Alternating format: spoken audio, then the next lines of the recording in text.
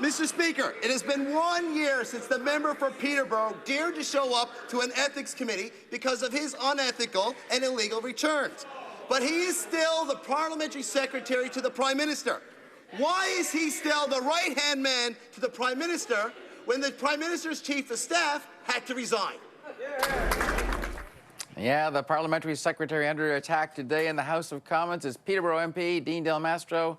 He's marking an odd anniversary this week, as was noted 1 year ago that investigations were launched into alleged campaign spending and donations. Here, Dean Del Mastro joins me now. Dean, as you say, it's been a year since this stuff started. Why is it taking so long to find some sort of answers here? Well, I wish I knew. I wish I could tell you. I can tell you that from the outset, you should know that going back to that time, I was contacted by a reporter who has actually provided documents that were not public at that point. You know, from that point forward, I learned about it, and I started immediately addressing the issue. Far from running away from it, I've ran toward it. I've asked for meetings with Elections Canada. I've provided them every possible document that they've asked for. I've made myself available to them. My lawyer, they won't talk to me, but my lawyer has contacted them. They won't actually talk to him either, and said, can we please meet on this? Can we discuss this? Can we resolve this? You know, can we put a process to it? And really nothing. Why? I mean, you were tough on them before all this broke, certainly in robocalls and the in and out scandal. You were the designated attack dog from the Conservative side. Is this payback? Is this a witch hunt or a vendetta of something against you? You know, I don't want to accuse them of that, but certainly I think any third party would have to look at this and say, well, they've kind of approached us with contempt and malice for this individual, and why? Why did, you know, when someone came forward and suggested that there might be something inappropriate on my campaign spending, why didn't they come and ask me about it? Why didn't, you know, we've provided them all of the documentation in the campaign returns, all of the audited statements, and if they had asked me, I would have said, well, there's reasons why you don't have documents for some of what you're seeing, and it's because it deals with my constituency office, and Elections Canada doesn't deal with the constituency office. How's this impacted you? I mean, you were a very high-profile MP, a lot of questions in the House of Commons, a lot of interviews on shows. You've kind of disappeared. Is this why? Well, you know, I think two-part. One, I'm still very active in my constituency. I'm still I like to think, a very high-profile MP. I think I've taken a step back because I've wanted the story to be about the government's agenda and what the government is working on behalf of Canadians. And I think that's important. I've been working hard in the House of Commons. I've attended a number of different committees. I've been doing my job, and that's important. But on a personal level, I've got to tell you, like for people like my wife, for my brothers, for my mother, you know, and people close to me, my friends, it's been very difficult for all of them because, and even some of my constituents, they know me as a fighter, right? They know me as somebody that's, you know, that's going to, you know, I often joke with people and say I've got a design flaw. I wasn't built with a reverse gear. Like, I don't back up from things. I don't back down. But there's no process. And the truth of the matter is, Elections Canada, I have provided them every document they've ever requested. In fact, I've provided them more documentation than they've requested. I even provided them information about the person that's made these allegations against me to demonstrate that this is a person that they should really be questioning what he has to say. And the truth of the matter is that they should do the right thing and just announce that there is no case here. They should drop it, and we should move on. Failing that, then have the courage of their conviction, and let's put a process in place whereby I can go before an independent judiciary and have the innocent finding that I know will be the outcome of this. You think there's a presumption of guilt until proven innocent? Is that what the attitude seems to be? Well, I think that they made some statements in what's called ex parte proceedings, which is their investigator making statements without talking to me. In my view, there's 3 separate Supreme Court rulings that kind of outline and govern how those proceedings should be filed, and I think that they did that without consideration.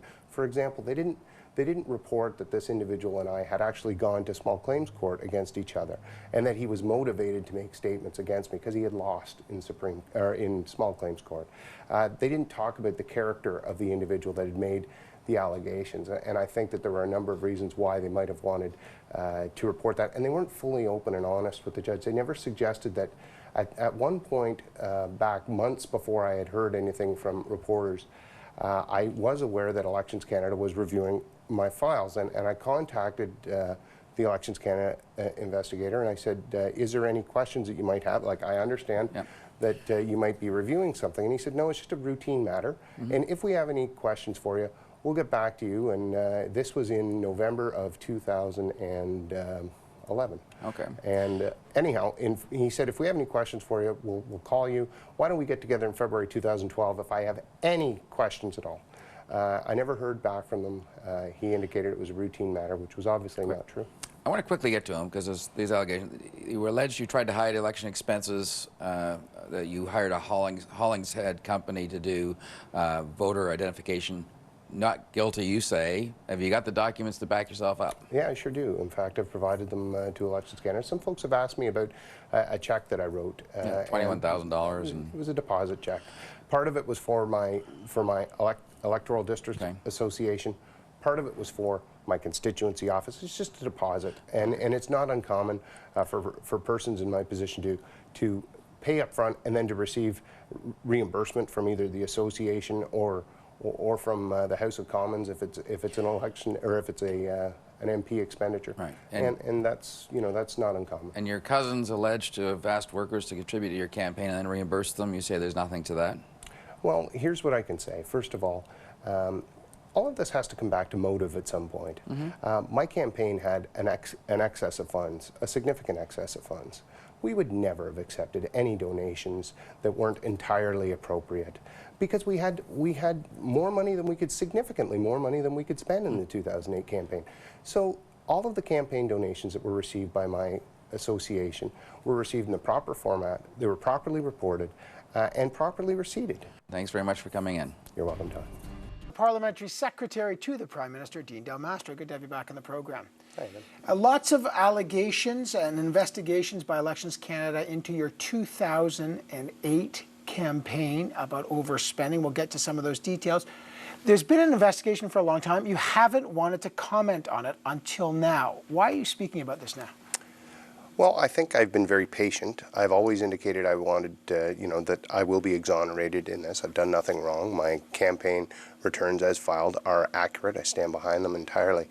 I've been patient because I've been waiting for Elections Canada to go through the evidence that I've provided. I've answered every question they've asked. I've provided every piece of evidence that they've requested. I've had absolutely nothing to hide from them in any regard. Some months ago, they indicated to us that they had completed the investigation, and still here we are with no word from Elections Canada. All right. What makes you think Elections Canada has wrapped up their investigation? They indicated that to my lawyer back around the beginning of this year. So months have passed since the investigation has been completed. They notified that to my lawyer in writing. Okay, that's interesting. I called them today, John Enright from Elections Canada spokesman spoke to CBC's Power and Politics, and here's what they told us, quote, Elections Canada policy is not to confirm or deny an investigation or whether one has been completed. Except for when they do. So they're telling us they don't confirm or deny, and you're saying they've already done that. Well, they have. Not only have they confirmed this, frankly, they've put plenty of information out in the public sphere on this. They haven't indicated what the outcome has been with respect to the evidence that I've provided to them. But ultimately, they did. Al Matthews notified my attorney in writing months ago that the investigation was completed, and the chief electoral officer. So you're saying they might not be telling the truth here. When they're telling us they don't confirm or deny, that you're saying they actually have done the very opposite and confirmed something. They did confirm to us in writing that the investigation was completed months ago. And the Chief Electoral Officer, when he was before the Committee on Procedure and House Affairs, indicated that he does believe that justice delayed is justice denied, and clearly we've been delayed a long time waiting. Can you produce that written document that shows us or shows anyone that they've completed? Because then the question would be, why are they sitting on it? But can you produce that written document? Sure, I could. Okay, so what do you think is behind? Why are they sitting on it in your view? Well, I think there's a couple things. First of all, I think they know, certainly as I've always indicated, they know that I've done nothing wrong. But they're also in a very difficult position because there have been a number of things put out there. I think the right thing for them to do is to drop it, to indicate publicly that they're dropping it, and everyone can move on. Otherwise, they can move forward and they can lay a charge against me if they like.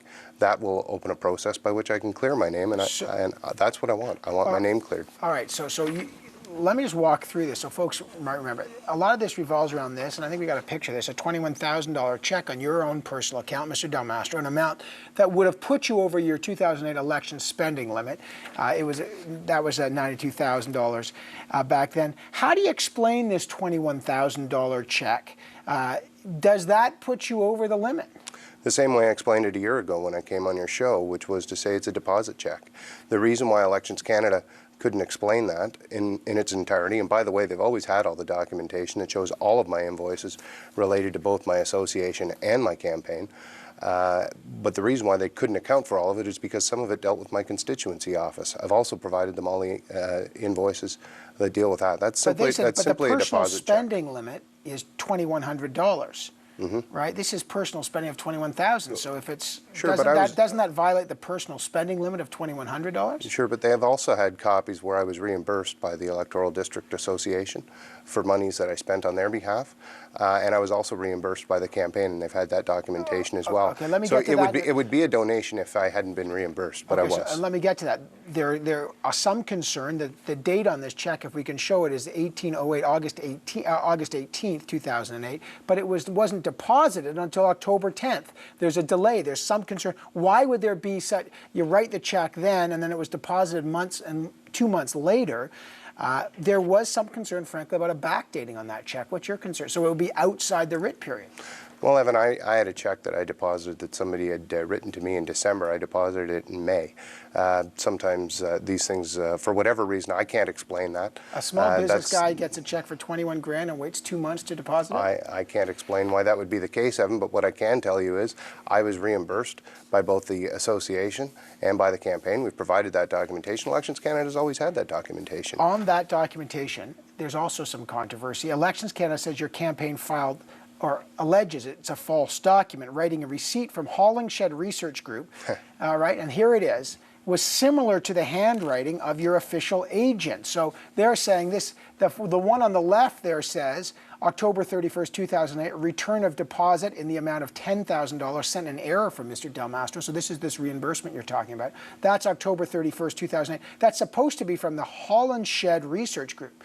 But if you look at the handwriting, the other one is supposed to be from your agent, and it looks like it's identical handwriting, raising the question, is this a true document that shows that you've been reimbursed, or was it actually written by your own agent? I'm very pleased you brought this up, actually, Evan. The note in the corner, the number in the bottom indicates that that's a check stub. When we received the refund from Hollingshed to my campaign, there was nothing on that stub at all. So my accountant actually wrote on there an explanation as to what it was, so that when we provided it to Elections Canada, which we did, it would explain what it was and why it was part of the return. So, accountants account for things. That's absolutely the handwriting of my official agent. He wrote on it, so it would explain what it was and why it was included in the return. Okay. I indicated to Elections Canada. So that's not a backdated. I mean, why is he writing? Why is your agent writing on Hollingshed Research Group letterhead? That's not Hollenshed Research letterhead. That's a piece of a check stub, and what I can, or it was included with the check. And what I can tell you is, that's not letterhead. We wrote on it. He wrote on it to account for it. Accountants account for things. They make notes. They make journal entries.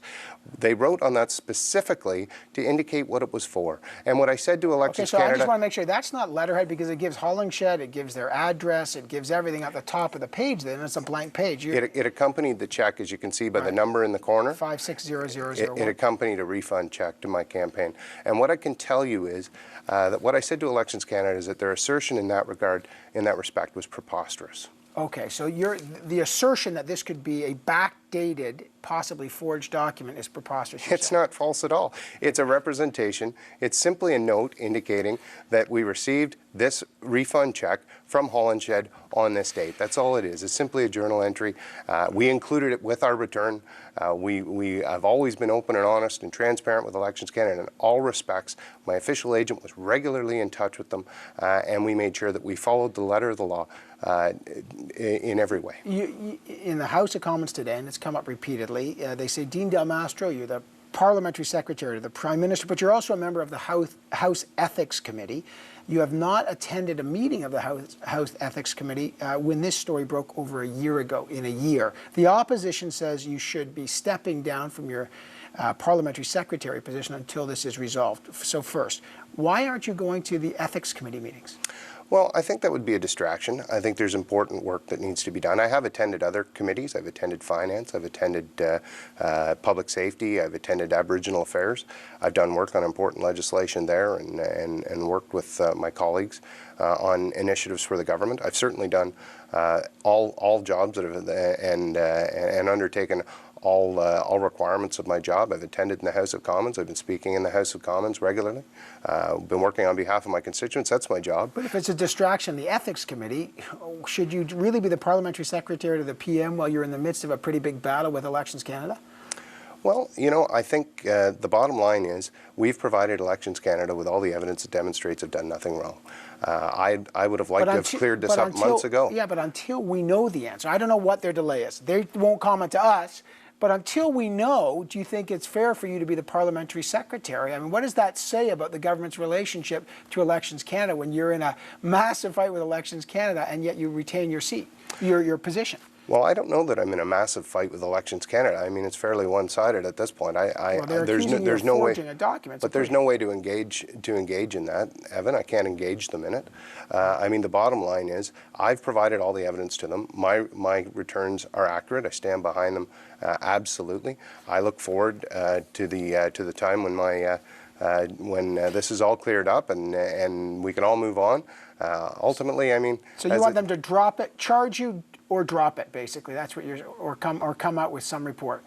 No, I think the right thing for them to do is to acknowledge that I've done nothing wrong. If they failing that, I mean, let's go before an independent judiciary and I'll demonstrate it. Before I let you go, you're the Parliamentary Secretary of the Prime Minister, and you know the Prime Minister has been under a barrage of criticism over this $90,000 check between Nigel Wright and Senator Mike Duffy. What's your view here, Dean Del Mastro? Do you buy the explanation that the Prime Minister didn't know anything until the 15th, when the Prime Minister's office knew about this on the 14th, that it was only a Nigel Wright, Mike Duffy situation? Well, here's what I'll say. We have in Stephen Harper the most ethical Prime Minister that I believe this country has ever had. I think that in this situation, Mr. Wright made a terrible mistake. I think it's a horrible judgment error on his part. I think ultimately the Ethics Commissioner is going to review this. All facts will be known in the fullness of time. Why not put out the check? I mean, it wouldn't really inhibit the investigation. And this question, there's a lot of questions. Why not, like you say on your situation, why not just release the check? Here's the check. Was it a personal check?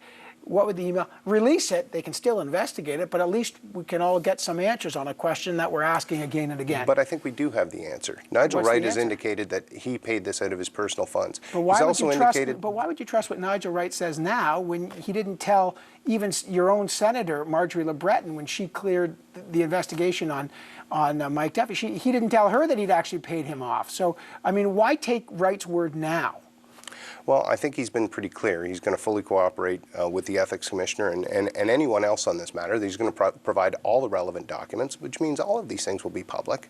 And I think that, frankly, he knows full well that that's going to be the case, that this check will become a matter of public knowledge. And in the fullness of time, all these questions will be answered. And I think in the meantime, the Prime Minister has acted... Justice delayed, justice denied. I mean, why wait? It's the very same argument you're making. There is no delay of justice. The Ethics Commissioner is on this. Other organizations are also looking into this at the same period of time. But the Prime Minister has a very important job to do on behalf of all Canadians. And I think he's doing an outstanding job of it, leading Canada's economy and, frankly, providing the kind of leadership that he was elected to provide. All right, I got to leave it there. Dean Del Mastro, very interesting to have you back on the program talking about this ongoing dispute with Elections Canada. Thanks for your perspective today. You're welcome, Evan. Thank you. Now, Del Mastro says that Elections Canada actually sent a note, a letter saying their investigation is closed. We contacted Elections Canada, and they said, wait a second, we don't ever confirm or deny the status of our investigations. He then said that his lawyer received a letter from Elections Canada, and we asked him to produce it. Well, he's just sent it to us. So let me just show you exactly what Del Mastro has just sent us, and I think we got a board of this letter. He says here, do we have this board? Yeah, this is an email from Al Matthews, who's from Elections Canada. He's the investigator. He said, quote, this is to Del Mastro's lawyer. Our investigation is virtually complete, although odds and ends can still be found to follow up. The matter is going to the Commissioner for review and consideration now. I cannot predict how long that process will take. That's Al Matthews on April 8th of this year. The lawyer responds and says, quote, I'm emailing as a follow-up to my voicemail last Friday. We're looking for an update. Oh, this is before. We're looking for an update on the file. So basically they asked for an update, and Elections Canada said our investigation is virtually complete. So now they're sitting on it. Elections Canada has a history in the last few years of taking an awfully long time to deal with things. Mr. Del Mastro, in fairness to him, has basically had to put his political career on hiatus for, what are we now, 18 months that this thing has been going on. They're almost there, they're almost finished, and basically what he said is, clear me or charge me, bring it, but do something. So Ian?